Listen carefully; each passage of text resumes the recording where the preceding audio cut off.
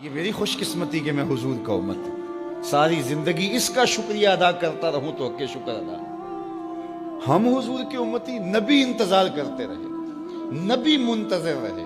حضرت خلیل اللہ کی بارگاہ میں پکار رہے ہیں، ربنا وابعث فیہم رسولا، مالک رسول بھیج دے۔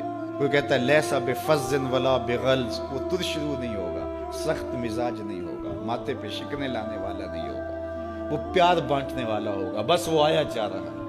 حضرت عیسیٰ نے تو نام بھی بتا دیا نا، مبشرم برسول یاتی من بعد اسمہ احمد، لوگوں میں جا رہا ہوں، چلو نام بھی بتا دیتا ہوں، میرے بعد جو آنے والا اس کا نام احمد ہوگا۔ نبی انتظار کرتے رہے، 12 نبیوں نے انتظار کیا حضور کی امت میں ہونے کے لیے، تمنا کی۔ نستورہ راہب انتظار کرتا رہا، بحیرہ راہب انتظار کرتا رہا۔ شب ہجر کی سختیاں کوئی اس سے جا کے پوچھے، تیری راہ تکتے تکتے جسے صبح ہو گئی۔ زندگیاں گزار دی انہوں نے۔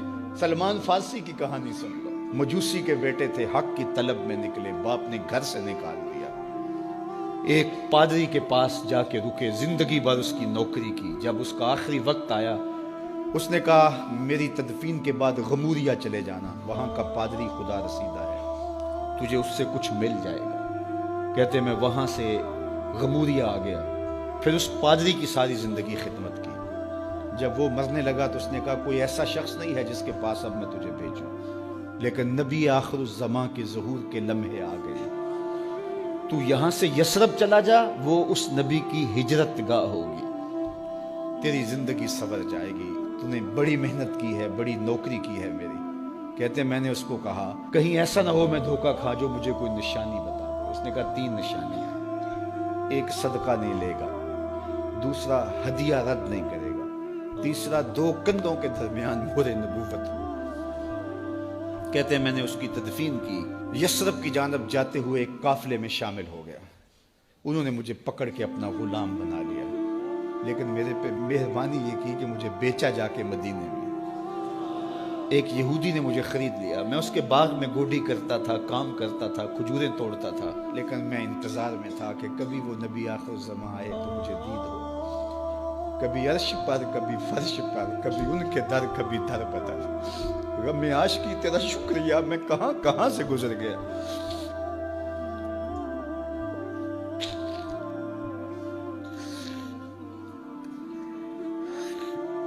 کہتے ہیں ایک دن میں اپنے باغ میں کھجوریں توڑ رہا تھا کہ ہواؤں میں مستی پیدا ہو گئی اور ہر سمت سے طلع البدر علینا کی صدائیں گونجنے لگیں۔ میں سمجھ گیا کہ وہ لمحے آ گئے، میں نے چھلانگ لگا دی اور دوڑ پڑا۔ میرے آقا نے سمجھا شاید غلام بھاگ گیا، اس نے دوڑ کے مجھے پکڑ لیا۔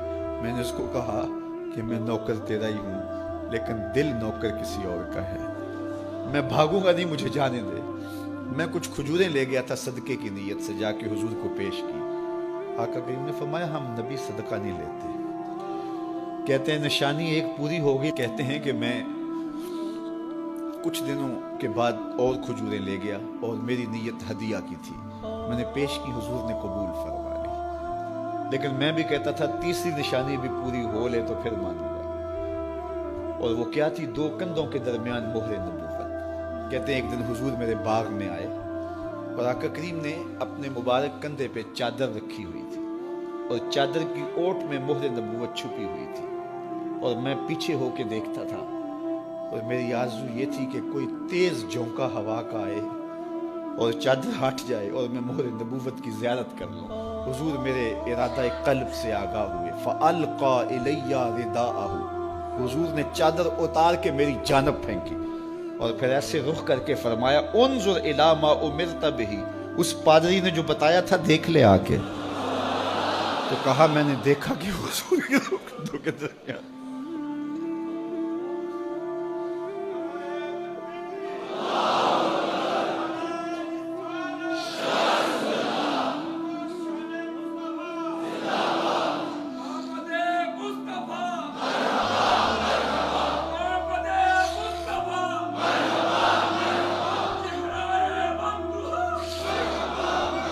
شب ہجر کی سختیاں کوئی اس سے جا کے پوچھے، تیری راہ تکتے تکتے جسے صبح ہو گئی۔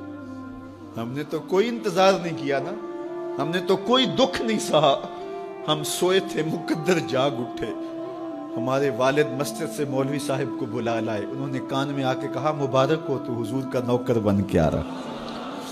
میرے والد گرامی ایک شعر جھوم کے پڑھا کرتے تھے, محمد جانے جانا ہے پیغمبر ہو تو ایسا ہو, رسولوں کی بشارت سے مبشر ہو تو ایسا ہو, امر توقیر کا سب کو موقر ہو تو ایسا ہو, کیا ہم کو غلام ان کا مقدر ہو تو ایسا ہو.